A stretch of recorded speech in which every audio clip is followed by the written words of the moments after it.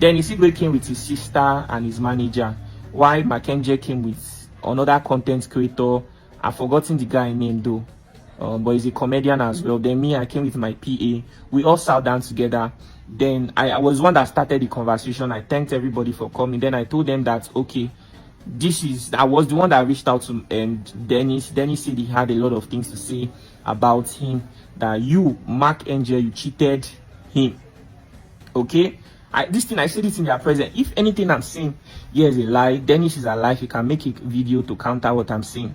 Then I said, okay, let us address all these issues. Okay, so Dennis, can you tell Mark Angel what you told me? Dennis said the same thing. Most of the things he said in that podcast, he said them. Then I told Mark Angel, I said I could interview this guy and it will draw sympathy on all of those things. But at the end of the day, the reason for the interview is that he needs to be compensated. Oh, I believe that we can have this compensation in this meeting.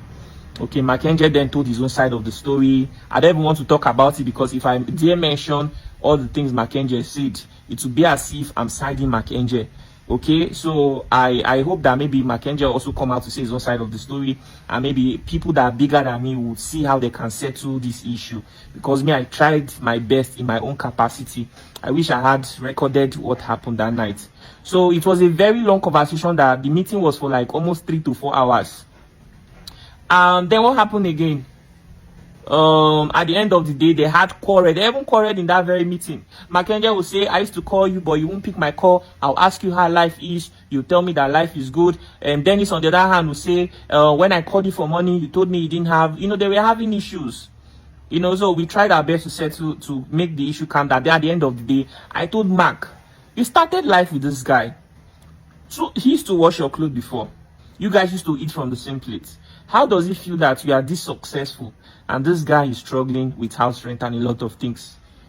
You understand me? Then Mark Angel told me that it's not his fault, that he cannot carry everybody along, that even though he owns that, he had a lot of work to do. Like he said a lot of things that that is not the way most people think, that he had so much work to do to get to where he is. There's a way he explained it, that he has tried his best, they took to court, he was compensated, this one, that one, and so many things. I say, okay, but right now, let's forget what has happened in the past.